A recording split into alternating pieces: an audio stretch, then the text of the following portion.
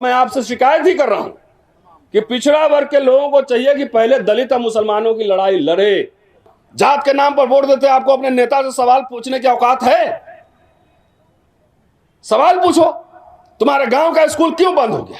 इंदिरा गांधी जमींदारी उन्मूलन कर रही थी तो दलितों की कोई जिम्मेदारी थी क्या? बैंक का नेशनलाइजेशन कर रही थी तो दलित कोई बैंकर था क्या? प्रीवी पर्स खत्म कर रही थी तो दलित कोई राजा महाराजा था क्या? हम लोग तो बचपन में देखे हैं, बड़े बड़ी सभाएं होती थी, मैदान भर जाता था पूरा। इलेक्शन के अलावा आजकल ट्विटर खेलते हैं नेता लोग, सोशल मीडिया। सड़क पे कौन उतरेगा? आरएसएस बीजेपी में जो लोग हैं, बड़े नेता हैं, उनके बच्चे जाते हैं धर्म की रक्षा करने। अभी संभल में जो चल रहा है या बहराइच में हुआ, बीजेपी के नेता नड्डा साहब के बेटा धर्म की रक्षा कर रहे थे उधर, होम मिनिस्टर के बेटा गए थे वहां पे। आरएसएस बीजेपी से क्या शिकायत करें? उनको जो करना है ईमानदारी से वो काम कर रहे हैं। जितने मुद्दे यहां लिखे गए हैं, और मेरे से पहले बड़े बड़े वक्ता बोल चुके हैं, गौतम साहब, सूरज जी और प्रोफेसर राजेंद्र वर्मा, तो बाद में बोलने का जो है नुकसान ये होता है कि बाकी वक्ता बोल चुके होते हैं सारी बातें, तो मैं क्या बोलूं। तो जितने मुद्दे यहां लिखे गए हैं, जितने मुद्दे उठाए गए हैं,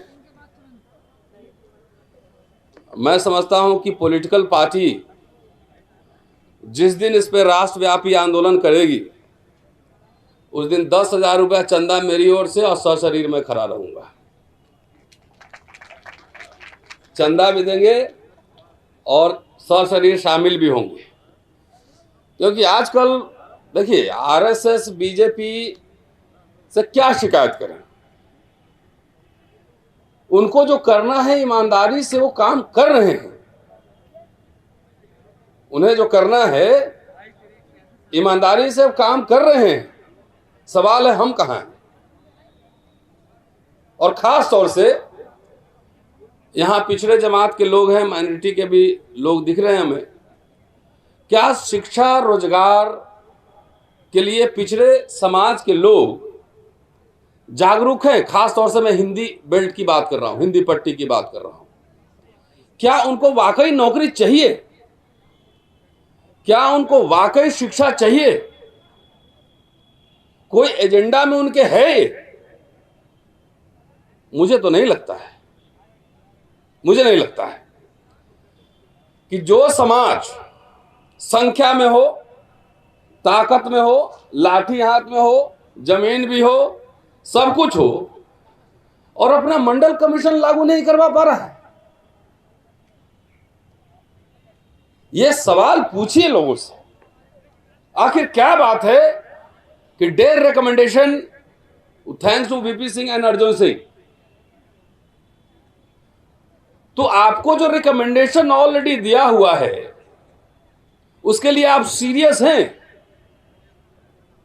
ये बाबा के आजकल एक सूरजपाल जाटा बाबा भी है ना, बड़े बड़े जो मिशन मूवमेंट चला रहे हैं, उनके सभाओं में भीड़ नहीं होती, यहां भीड़ नहीं होगी, लेकिन बाबा के पंडाल में जाके देखिए कौन लोग हैं। क्या आरएसएस बीजेपी में जो लोग हैं, बड़े नेता हैं, उनके बच्चे जाते हैं धर्म की रक्षा करने? अभी संभल में जो चल रहा है या बहराइच में हुआ, बीजेपी के नेता नड्डा साहब के बेटा धर्म की रक्षा कर रहे थे उधर, होम मिनिस्टर के बेटा गए थे वहां पे, राजनाथ सिंह के बेटा गए थे, रविशंकर प्रसाद के बेटा गए थे। कौन लोग हैं? वो आप ही लोग हैं। पिछड़ा समाज का लोग है, दलित समाज का लोग है। अच्छा, इस सबका एजुकेशन बंद करो, रिजर्वेशन खत्म करो, ये सबको जरूरत ही नहीं है। खेत उत में काम करोगे आराम से, तो जितना ब्लड प्रेशर, चर्बी सब बढ़ा हुआ है ना, सब बीपी शुगर सब ठीक हो जाएगा। सबसे पहले देखिए, ये समस्या पिछड़े वर्गों के साथ है, और याद से नहीं है, ये बाबा साहब के जमाने से। दलित आपकी लड़ाई में शामिल हो जाता है, सबसे पहले किसको मरहम चाहिए? जो ज्यादा कमजोर है। इस बार का बजट आपने देखा, उसमें कोई चर्चा हुई? यहां सांसद महोदय लोग भी बैठे हुए हैं।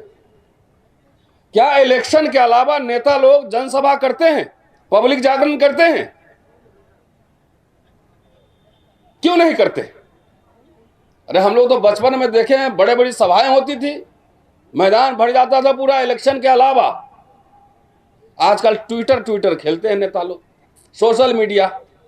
सड़क पे कौन उतरेगा? आप बजट उठाकर देख लीजिए,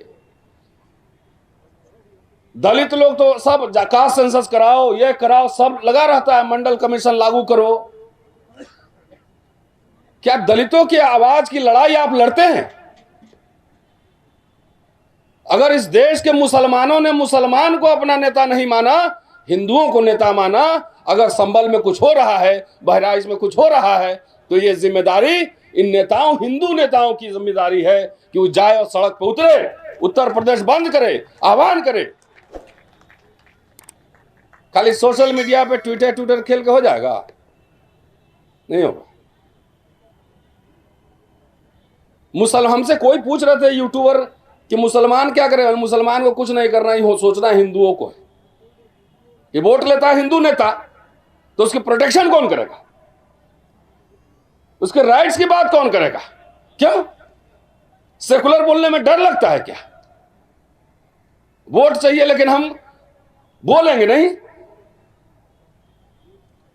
क्या वो ऐसी साहब इतना हाथ पांव मारते रह गए लेकिन उनको नेता नहीं माना बिहार उत्तर प्रदेश में? सवाल पिछड़े वर्ग को कुरेदने की जरूरत है। क्या दलित को नेता आप मान लेंगे? यह सवाल मैं पूछता हूं। अगर वैचारिक रूप से आपकी लड़ाई लड़ रहा है तो आप दलित को भी अपना नेता नहीं मानेंगे, मुसलमान को भी नेता नहीं मानेंगे। आपको जात जात देखना है। आरएसएस बढ़िया खेल कर रहा है, बोला पटेल साहब खा गए तो यादव साहब खा गए, और उसमें कौन कितना खा गया कोई नहीं पूछता है। ईडब्ल्यूएस का पूरा सर्वे करा लीजिए, कौन समुदाय खा गया सब, उस पर चर्चा नहीं। नॉट फाउंड सुटेबल हो रहा है। अरे इतनी संख्या है, ओबीसी का एचआरडी मिनिस्टर है, ओबीसी प्राइम मिनिस्टर है, तो आपको तो बता देगा कि आपको थोड़ी मिलना, आपको तो पटेल साहब खा जाएंगे, यादव साहब खा जाएंगे। अरे आरक्षण एक अवसर है जिसमें यह संभावना है कि एक मजदूर का बेटा भी जज, प्रोफेसर, आईएएस बन सकता है। एक अवसर है। अवसर खत्म, सब कुछ खत्म। यह संभावना थी कि आपके बच्चे, चाहे आप मजदूर हो, किसान हो, आपके बच्चे प्रोफेसर बन सकते हैं। जब संभावना ही नहीं रहेगी तो क्या करेंगे? वो खत्म हो रहा है। मैंने अभी कहा, वो आज तक के प्रोग्राम में या कल परसों ताल कटोरा में, कि संविधान को खतरा किससे है? अमेरिका से है? पाकिस्तान से? किससे खतरा है? संविधान को खतरा आरएसएस से, और तबीयत से संविधान के प्रावधान जो है वो खत्म कर रही है, धीरे धीरे तबीयत से कर रही है। और हमारे दलित पिछड़े नेता भी, एक बड़े लीडर हैं, मैं मिला था एक बार, सूरज जी मेरे साथ थे, और मैंने कहा कि आपको ये लोग वोट नहीं देंगे, अपना वोट कंसोलिडेट कीजिए। तो बोले नहीं रतन जी, ये हमारे बिहार वाली बात हमारे यहाँ नहीं, हमारे यहाँ तो 30-40% लोग हमें देते हैं। बोले इतिहास पढ़ाता हूं मैं, 28 साल पढ़ा लिया, 6-7 साल इस 35 साल हो गया। इनकी कहां पे है नब्ज वो मैं जानता हूं। जब सपा बसपा को लड़ाना होगा तो किसी एक टीम में चला जाएगा। जब उनका अपना ही घर मजबूत हो गया है तो आपको नेता मानेगा। काहे के लिए कंफ्यूजन पाले हुए। और वही देखिए अभी 24 के चुनाव में जो हम लोग 19 में कह रहे थे, 24 में आपने शुरू किया, आप जीत गए। इन नेता के, हमारे अपने नेताओं का मैनिफेस्टो देखिए, क्या है मैनिफेस्टो में। देखिए ना, शिक्षा, रोजगार के सवाल, प्राइवेटाइजेशन। भाई पिछड़ा वर्ग का तो आप जाने, मैं तो दलितों के बारे में जानता हूं कि जो भी दलित मिडिल क्लास का फॉर्मेशन हुआ वो अफर्मेटिव एक्शन थ्रू स्टेट, सरकार के द्वारा जो रिजर्वेशन की पॉलिसी आई उसकी वजह से मिडिल क्लास का फॉर्मेशन हुआ। दलितों की अगर इंदिरा गांधी जमींदारी उन्मूलन कर रही थी तो दलितों की कोई जिम्मेदारी थी क्या? बैंक का नेशनलाइजेशन कर रही थी तो दलित कोई बैंकर था क्या? प्रीवी पर्स खत्म कर रही थी तो दलित कोई राजा महाराजा था क्या? उसका लाभ इस समुदाय को मिला, और वही समुदाय, उसमें से कुछ लोग हमारे जैसे लोग, मैं दलित पॉलिटिक्स का भी क्रिटिक हूं, आलोचक हूं, कि जिस तरीके से दलित राजनीति, मैं कह रहा हूं कि हिंदू धर्म का पालकी ढो रहा है, चाहे अठावले हो, चिराग पासवान हो, चाहे मांझी हो, और जहां डायरेक्ट मैनेज नहीं हो रहा है वहां वाया मीडिया मैनेज करवा रहा है। पार्टी खड़ा कर लो, वोट काटो 10-20 हजार। तो ये खेल समझिए। उस मिडिल क्लास से कुछ लोग जो सवाल उठाना शुरू किए, आरएसएस बीजेपी को वहां समस्या है, तो बोला आया कहां से मिडिल क्लास? बोला सरकारी स्कूल से आया, यूनिवर्सिटी से आया, कॉलेज से आया, नौकरी में आया। तो एक काम करो, पहले स्कूल कॉलेज यूनिवर्सिटी खत्म करो। राजेंद्र पाल जी बोले ना अभी कि गरीब मुल्क में फ्री में शिक्षा थी, फ्रीशिप, स्कॉलरशिप। अब दलित लोग को जब से नशा चढ़ा है राजनीति का, तब से जो है स्कॉलरशिप फ्रीशिप खत्म हो गया। जाओ, मेरे पास रोज फोन आते हैं कि मेरे लिए क्राउड फंडिंग कर दीजिए। ये संभव है मेरे लिए, एक इंडिविजुअल के लिए? नहीं है। आपका फ्रीशिप नहीं, स्कॉलरशिप। पार्लियामेंट में आवाज उठ रही, घिराव हो रहा है इस मुद्दे पे। शिक्षा खत्म, एजुकेशन खत्म, सब कुछ खत्म। ये क्यों एजेंडा पे नहीं है? मैं आपको बजट बताता हूं इस साल का। ये मैं बार बार बोल रहा हूं, और it is a repetition but necessary repetition. Indira Gandhi ने 1975 में शेड्यूल ट्राइब कंपोनेंट प्लान और 79 में schedule caste special component plan लाई थी, और पर्पस था कि बजट में आबादी के हिसाब से अलॉटमेंट। अटल बिहारी वाजपेयी की सरकार में भी 2002 में 10th 5 ईयर प्लान केंद्र के खाते में था 10.63% और स्टेट 11.80%। मोदी सरकार के बजट आई है, कोई दलित नेता बोलता है, कोई पिछड़ा नेता बोला कि स्पेशल कंपोनेंट प्लान का पैसा कहां गया? कोई नहीं बोलता है। खाली जाति जन, मुझे दे दो, मुझे दे दो। ये सबसे जो कमजोर है उसकी लड़ाई पहले आप सब मिलकर लड़िए। बिना लड़े हुए फ्री का मिल गया है, उसका इंपॉर्टेंस नहीं पता लगता है। बिना लड़े वो कौन लड़ाई लड़ा है? अभी शेड्यूल कास्ट, शेड्यूल ट्राइब का कंपोनेंट प्लान का जो पैसा है, मैं बजट बता देता हूं। संसद में टीएडीएलए ने मत जाओ, अब बंगला में रहने बोलो, घेरो, वहां पे धरना लगाओ। टोटल बजट है 48,20,512 करोड़, और शेड्यूल कास्ट कंपोनेंट प्लान में मिला 1,65,493 करोड़। उसका परसेंटेज बनता है 3.43%, और ट्राइब का था 1,32,214 करोड़, यह बनता है 2.74%। ये सरकारी आंकड़े कह रहे, मैं थोड़ी कह रहा। तो जब बजट की कटौती हो गई, अगर सही से आवंटन होता तो इस शेड्यूल कास्ट की लड़ाई लड़ने में पिछड़ा वर्ग की कोई दिलचस्पी नहीं। मैं जानता हूं ये बात, एकदम खुल के मैं ये बात कहता हूं। शेड्यूल कास्ट की लड़ाई लड़ने में, शेड्यूल ट्राइब की लड़ाई लड़ने में पिछड़े वर्गों की कोई दिलचस्पी नहीं है। नहीं तो इसमें तो हंगामा हो जाना चाहिए था। अगर सही से मिलता तो दलितों के खाते में आते 7,95,384 करोड़ रुपए, और शेड्यूल ट्राइब को आते 3,95,281 करोड़ रुपए। इसमें कितने नेताओं ने बोला है पार्लियामेंट के अंदर? और जो भी पैसा आवंटन होता है, जाके देख लीजिए, 31 मिनिस्ट्री में आवंटन हो जाता है। कहां गया पैसा पता ही नहीं है। क्यों? जात के नाम पर वोट देते हैं। आपको अपने नेता से सवाल पूछने की औकात है? सवाल पूछो, तुम्हारे गांव का स्कूल क्यों बंद हो गया? यह सवाल पूछना पड़ेगा ना, कि पैसे का कोई, इसमें कोई डिबेट नहीं होता है। जिम्मेदारी हम सबकी है ना। वैसे ही नेता चुनते हैं जो डिबेट नहीं करे, पढ़ के न जाए, संसद में आंकड़े लेकर नहीं जाए, खाली वोट दे दो, सीएम पीएम बनना है। अरे बन के करोगे क्या, ये बताओ, क्या करोगे बन के?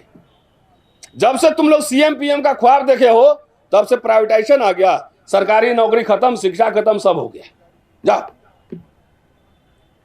ये कोई फ्री में आपको थोड़ी ही देगा।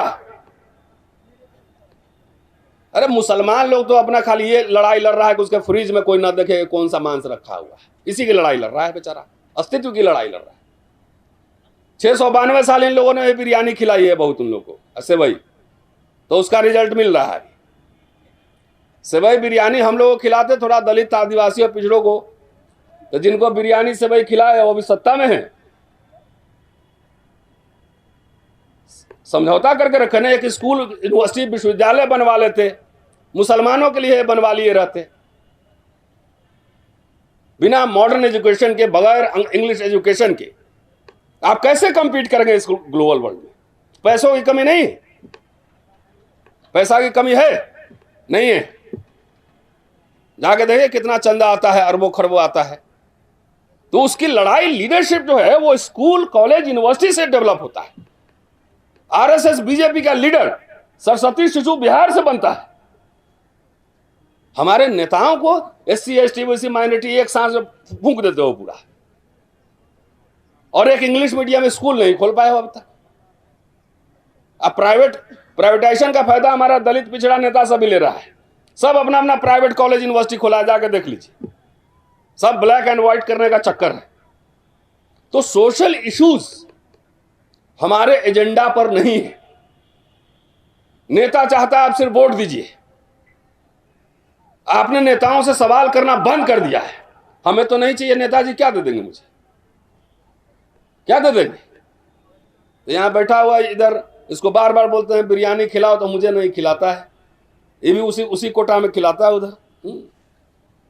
तो दोस्तों, लड़ाई बहुत गंभीर है। पॉलिटिकल ट्रेनिंग सालों भर चलते रहना चाहिए। इलेक्शन के समय पता लगा कि शिव जी का बराती की तरह भभूत लगा के निकल जाते हैं, 2 महीना एक्टिव रहेगा, उसके जाके सो जाएगा। आरएसएस, बीजेपी 5 साल काम करते रहता है, 24 घंटे काम करता रहता है, तो कैसे जीतोगे चुनाव? खाली इलेक्शन इंपॉर्टेंट नहीं।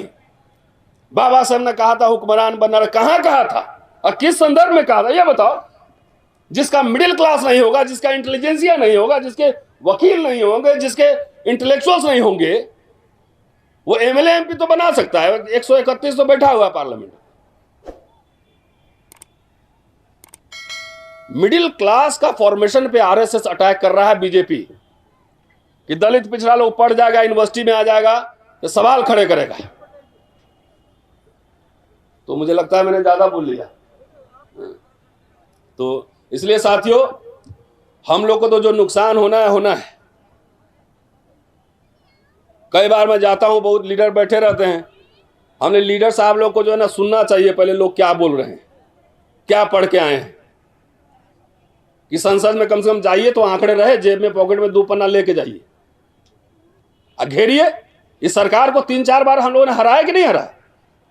चाहे एससी एसटी का एक्ट का मसला हो, चाहे रोस्टर का मसला हो, चाहे किसानों का मसला हो।